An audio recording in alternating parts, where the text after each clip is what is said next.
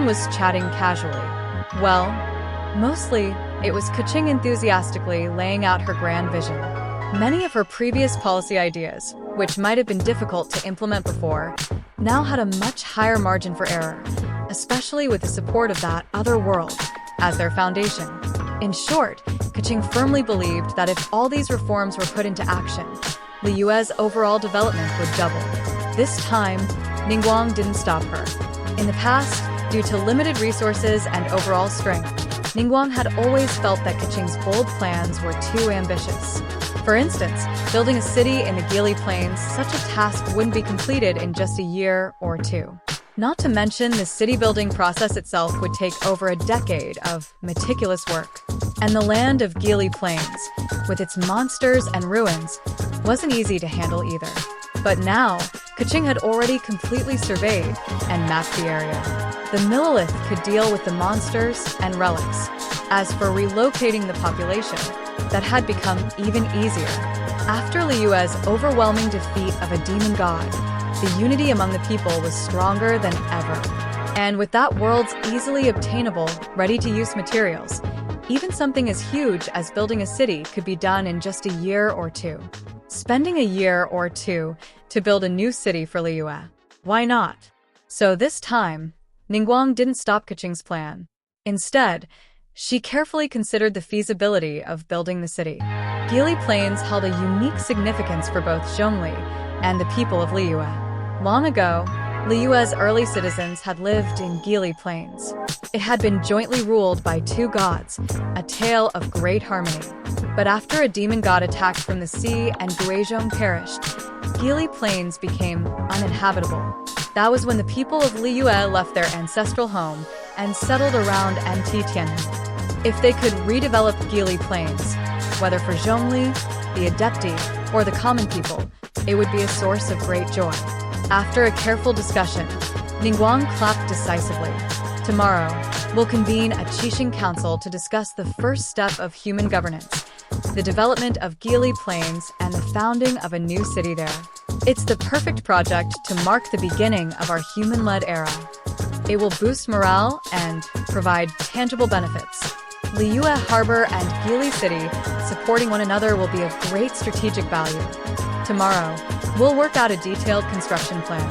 Keqing had been proposing this for 2 to 3 years, and now, at last, it was officially accepted. There was a sense of long-awaited relief, like a dream finally coming true. Hehe. Before Keqing could say anything more, Venti suddenly interjected with a teasing tone. I have a feeling your Qixing Council meeting tomorrow might not happen. Ningguang blinked, suspicious. Why? Does the Lord have some secret move we don't know about? Has nothing to do with the old man? Venti said with a grin, as he pointed to the sky. Others might not feel it, but he could see it clearly. The divine aura of the Cryo Archon had already arrived near Liyue Harbor. Back then, even when Venti had stolen the Cryo Archon's scepter, she hadn't stepped outside her domain. But now, she was personally coming to Liyue. What else could it be for? A god is arriving from afar. You all will probably be talking with her for a long time tomorrow. A god. Ningguang rubbed her chin thoughtfully. The Cryo Archon? Venti nodded.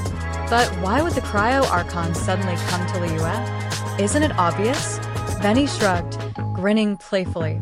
If I can tell that these resources don't belong to Teyvat, do you really think she can't see that? A mysterious world, and with how she must have witnessed Liyue's power firsthand yesterday, this is for her the most direct path toward resisting Celestia. Ningguang and Keqing exchanged a glance. They more or less understood the Cryo Archon's intent now. Suddenly, Paimon spoke up. Don't tell me, the Cryo Archon wants to steal Ryen's world? Everyone went silent. They looked at Paimon with strange expressions, unsure how such a wild guess had come out of that tiny mouth. So you're saying this because you think the Fatui are all greedy thieves, and therefore the one leading them, the Cryo Archon, must also be one? Lisa asked with an amused smile, clearly interested in how Paimon's mind worked. Paimon spread her hands confidently. Isn't it obvious? The Fatui are always snatching stuff, one after another. If they're like that, how could their Archon be any better? Hearing this, Venti laughed so hard, he collapsed onto the table. As expected of Paimon, that sharp logic, truly admirable, he said, clearly teasing. Paimon puffed up proudly and was about to say more, when Jean, looking a bit embarrassed, hurriedly covered her mouth. If Paimon kept rambling like that, Lumen would definitely be humiliated when she returned, and then give Paimon a good scolding. Back to the main topic. Venti shrugged, then said in a gentler tone, "The Cryo Archon isn't here to steal anything. She's not that foolish. And besides, whether or not that world can even be controlled is another matter entirely. The Cryo Archon herself is not a ruthless god. In fact," Venti sighed softly and paused before continuing, his voice now distant and a little melancholy. "In the past, she was truly a merciful god who would lower herself to show compassion. Her loyalty and love for her people far exceeded that of any of the seven. But fate is strange, isn't it? Who would have thought that in the coldest land, the god of the purest love would be born? And yet, the god of the purest love no longer shows love for the world." Here it was again, Venti's familiar, riddle-like speech. "So, what exactly are you trying to say?" Keqing asked, a bit exasperated. "I'm just saying, the Fatui are the Fatui. The Cryo Archon is the Cryo Archon. The Fatui may use each other and be driven by personal motives. But the Cryo Archon, she walks firmly on the path of resisting Celestia. She will be a fitting ally for you. Of course, you'll understand better when you talk to her tomorrow.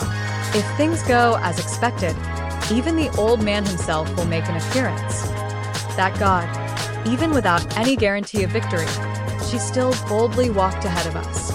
To be honest, I feel a bit guilty. Giving her the Gnosis, it was also a way for both me and the old man to use her. If we can help her now, we should." Ningguang's eyes flickered. She seemed to have realized something and slowly nodded. "I understand. But let's save the details for tomorrow. No matter what, the Fatui are absolutely not potential allies. That's why the old man said it himself. The Fatui are the Fatui. The Cryo Archon is the Cryo Archon." Venti added with a cheeky smile, then fell silent.